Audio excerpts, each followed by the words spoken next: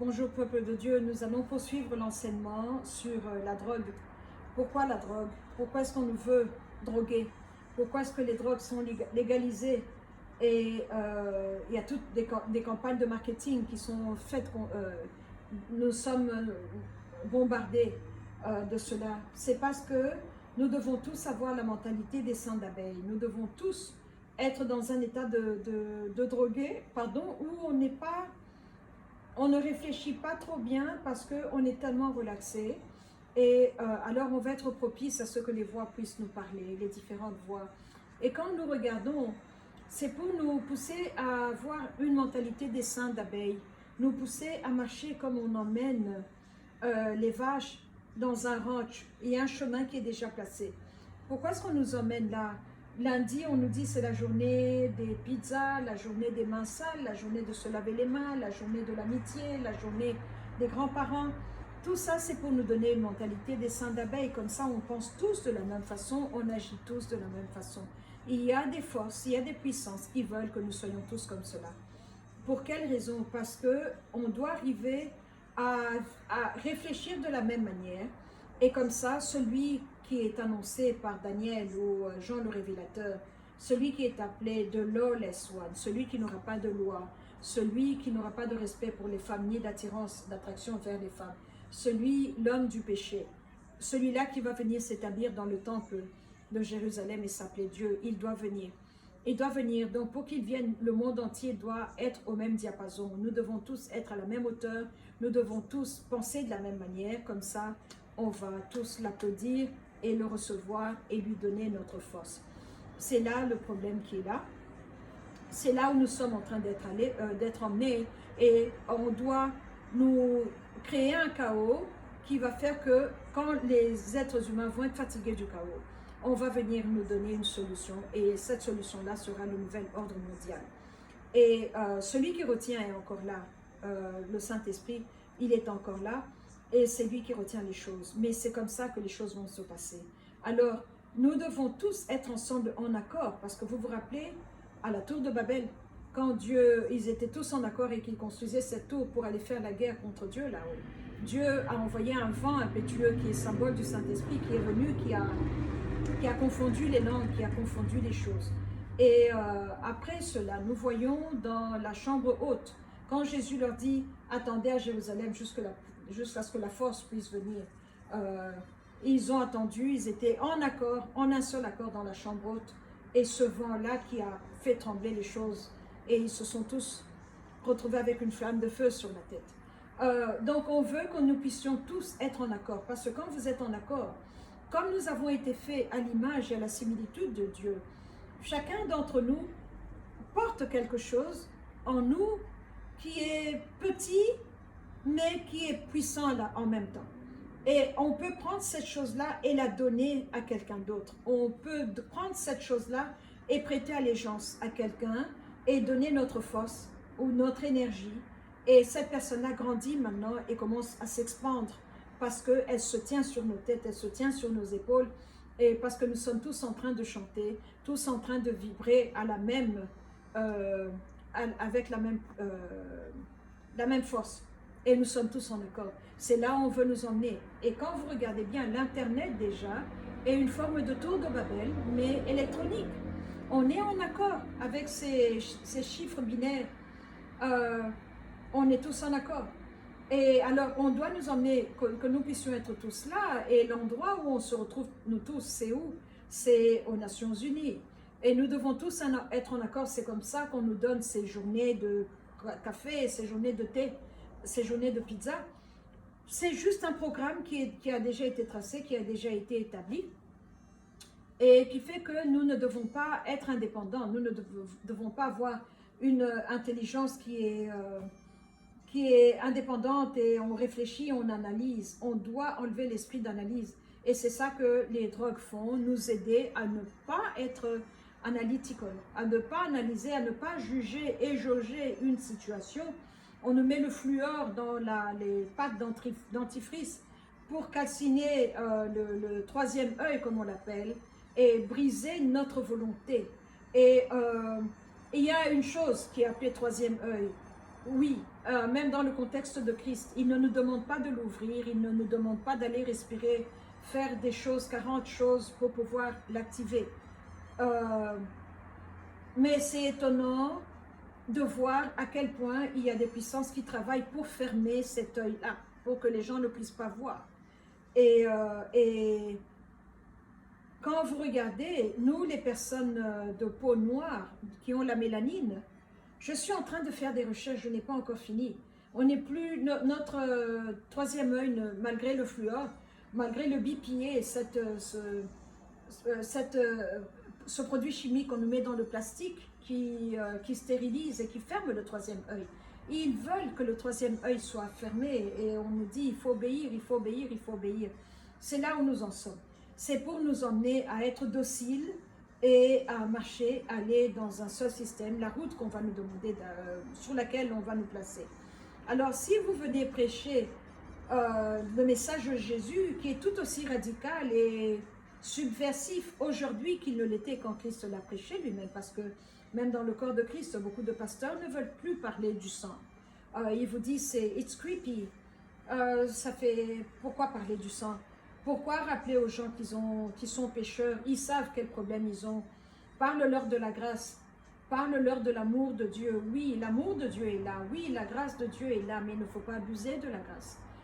Il faut prêcher. Alors, on ne veut pas offenser certaines personnes pour qu'elles continuent à ouvrir leur carnet de chèques et pouvoir faire des dons et donner de l'argent à l'église. Et c'est comme ça que, donc, on est en train de nous museler les bouches. On est en train de nous forcer à dire certaines choses. On nous force à être politiquement correct et à rester dans un secteur. Et alors, on commence à choisir quoi dire et quoi ne pas dire de la Bible parce qu'on ne veut pas offenser le voisin qui était là, qui est à gauche ou qui est à droite. Et cela, on met tout ensemble. On est en train de nous forcer à être ensemble. Or, nous ne sommes pas pareils. Nous ne devons pas être ensemble. Dieu nous a créés pour être des individus, pas une masse uniforme qui n'a pas de... On est en train de nous emmener dans dans le livre 1984 de Orwell. C'est là où on nous emmène et on nous pousse à aller dans ce chemin-là. Donc, voilà un autre aspect de la drogue. Pourquoi est-ce que nous devons prendre la drogue? Que ce soit en crème, en cigarette, en bonbons, même dans les chips. On doit être drogué pour que la tête soit prédisposée et ouverte. Et comme ça, on pourra tous être réceptifs. On pourra tous entendre maintenant des voix qui vont nous parler et qui vont nous emmener dans ces chemins-là. Mais ça, c'est des chemins de la perdition où le Rédempteur n'est pas, où le Sauveur du monde n'est pas, notre Seigneur ne se trouve pas là. Et nous devons faire attention. Qui est-ce que nous écoutons? Parce que, comme je vous l'ai dit, certaines drogues sont juste une ouverture et après il faut aller encore plus loin, chercher des choses plus fortes, plus puissantes. Et c'est comme ça que nous allons perdre complètement le contact avec notre Seigneur Jésus et avec le Saint-Esprit, parce que c'est tout à fait possible de perdre le salut. Je suis de ceux qui croient que une fois que nous sommes sauvés, comme c'est par la grâce que nous sommes sauvés, nous devons préserver notre salut. Nous devons vivre notre vie avec conscience, on doit être là et vivre la vie, pas laisser la vivre nous diriger, pas dire que tout le monde fait ceci, c'est à la mode, la loi a permis cela, c'est à la mode, c'est la loi des hommes. Qu'est-ce que la loi de Dieu dit? Qu'est-ce que la parole de Dieu dit? Voulez-vous plaire à Dieu ou vous voulez plaire aux hommes? Votre audience, là je suis en train de vous parler parce que moi c'est ce que j'entends, je vous dis ce que j'entends. Et j'espère que vous allez à l'église, et à l'église on vous parle de la dîme, on vous parle de comment se traiter entre frères et sœurs. Moi je ne fais qu'ajouter un petit sur ce que vos pasteurs, Dieu merci pour les bons pasteurs que nous avons, qui prêchent, qui enseignent, qui ne se fatiguent pas, les intercesseurs que nous avons. J'intercède beaucoup pour les intercesseurs. Je prie pour laver leur tête, casser les chaînes, casser les menottes. Et c'est là où nous en sommes.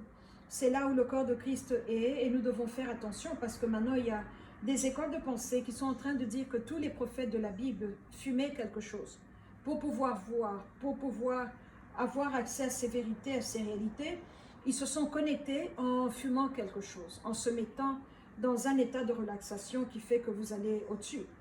J'ai entendu parler de beta wave, de alpha waves, de mind control, MK Ultra, toutes ces choses-là sont utilisées aujourd'hui sur nous, on les bombarde on nous les bombarde avec les publicités, avec les stars d'Hollywood, avec la libération des drogues et tout cela. Donc nous devons vraiment faire attention et réfléchir avant de nous engager dans une activité, de bien lire les produits, lire c'est quoi le contenu, qu'est-ce qui est là, qu'est-ce que ça fait. Parce que nous sommes sous assaut, le corps de Christ est sous assaut. Il y a tout un système qui est là pour nous faire tomber. Le train, lui, continue, mais on vous tire, vous devez tomber par tous les moyens possibles et imaginables. Donc, je viens sonner l'alarme. Voilà une deuxième partie, les raisons pour lesquelles on a libéralisé, on passe des lois pour libéraliser la marijuana et vous avez l'air d'être quelqu'un qui est constipé, vous avez l'air de quelqu'un qui ne sait pas comment avoir un bon temps.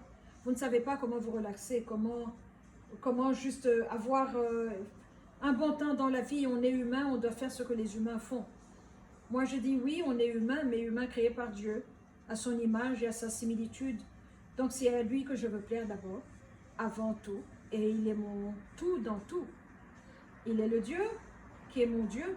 Il est le patron que je sers. Il est celui qui pourvoit à mes besoins. Il est celui qui me délivre quand je suis attachée. Il est celui qui me guérit quand je suis malade. Il est mon tout dans tout. J'ai tout intérêt à être avec lui.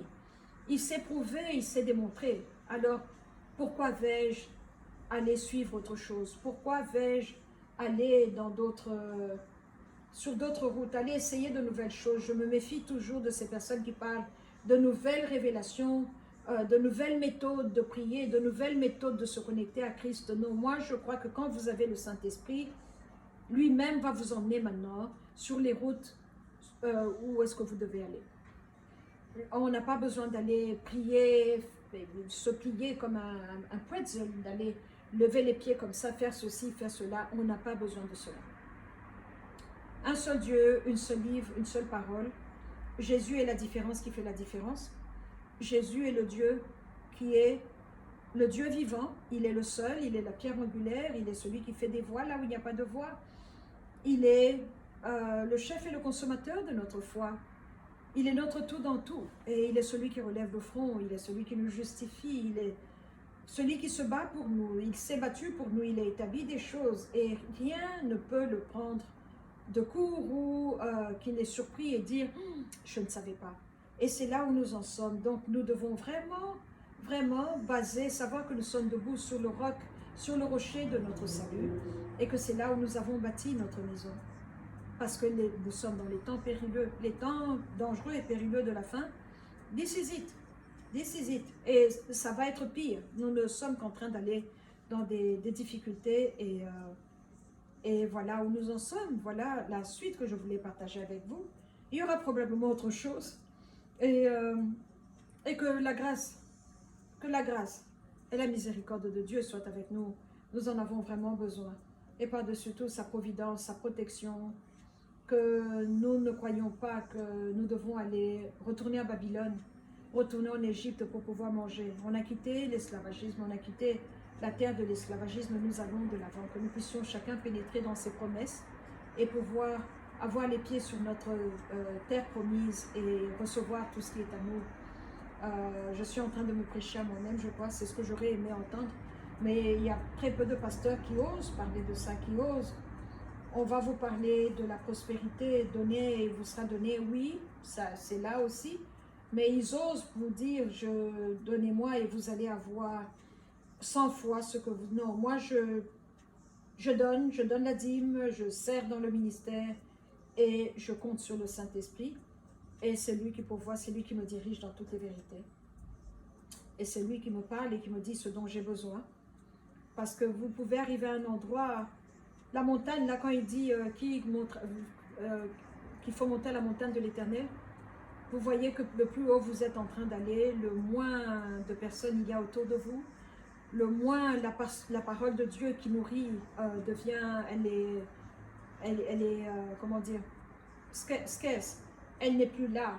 Et vous devez trouver des moyens de vous nourrir vous-même, de vous encourager vous-même. Et c'est là où je suis. Honnêtement, ce n'est pas un endroit très drôle. C'est plus drôle d'être au bas de la montagne. Là, on est nombreux, on s'encourage et on est en train de monter.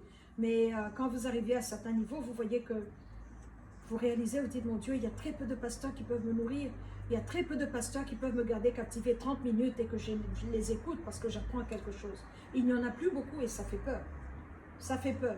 Mais c'est ça le problème. Alors, le plus haut vous allez, le plus il demande de vous, le plus il vous donne et le plus il redemande de vous. Ça devient un give and take. Il vous donne et il vous demande aussi. Parce que celui à qui beaucoup est donné, beaucoup lui est demandé. Gardons cela en tête. Et alors, vous devez donner, vous devez... Et vous demandez encore plus de lui parce qu'il est le seul. Arrivé à un niveau, il est le seul qui peut vous nourrir. C'est là où je suis. Ce n'est pas un endroit drôle, je vous assure. Ce n'est pas un endroit drôle. Mais je ne peux pas retourner en arrière pour aller où? Pour faire quoi? Redescendre en bas de la montagne? J'ai vu la vérité. My eyes have seen the glory. J'ai vu, je ne peux plus retourner en arrière. J'en sais trop. J'ai trop entendu, j'ai trop appris. Je n'ai qu'une seule option, continuer à lever les mains et le louer. Et c'est ça que je vais faire. Je m'encourage moi-même, je vous encourage vous aussi, au niveau où vous êtes. Il n'y a rien de bon à regarder en arrière. Comme la femme de Lot, continuez à regarder en arrière et pour vous transformer en a pillar of salt, ça n'en vaut pas la peine. Continuons à aller de l'avant, continuons à nous encourager dans les tranchées où nous sommes. La guerre est là, elle est réelle. J'aurais aimé l'éviter, mais elle est là.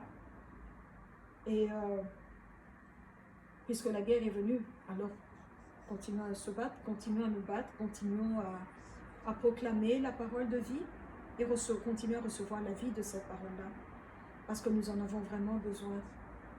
Et que Dieu puisse vous bénir et vous stabiliser, vous garder ancré en lui. Vous voyez comme les logos, hein? Les Legos, quand vous les mettez ensemble, c'est ça que nous devons être avec le Saint-Esprit, être comme des petits Legos avec lui. Il est le grand Lego et nous sommes le petit Lego, c'est comme ça que nous devons être. Et que Dieu puisse vous bénir et continuer à vous diriger, vous garder sobre, enlever toute cette confusion, enlever toutes ces voix qui parlent de les faire taire, tous ces esprits de déception, toutes ces... Vous commencez à vous demander, est-ce que quelqu'un, il est chrétien? Vous croyez qu'il est chrétien? Il fut un temps où un chrétien était là, on sait qu'il est un chrétien. Non, aujourd'hui, on commence à se demander, est-ce que vous... Non. On commence à supputer, à spéculer, à se poser des questions. C'est là où nous en sommes, la qualité de chrétiens que nous avons aujourd'hui. Et ils sont nombreux, ils sont majoritaires dans le corps de Christ. Et cela fait peur. Alors retournons à la base, retournons à la base. La base, c'est quoi? Qu'est-ce que vous savez? Qu'est-ce que vous savez? Qu'un jour, dans la plénitude du temps, Dieu le Fils est venu, il est descendu de sa place, il est venu sur terre, il a marché parmi nous. La parole est venue et elle s'est fait chair. C'est ce que nous savons. Alors continuons à marcher dans cette parole-là, continuons à manger de cette parole-là, c'est la seule façon parce que je suis arrivée à cet endroit où je dois retourner à la base. Qu'est-ce que je sais?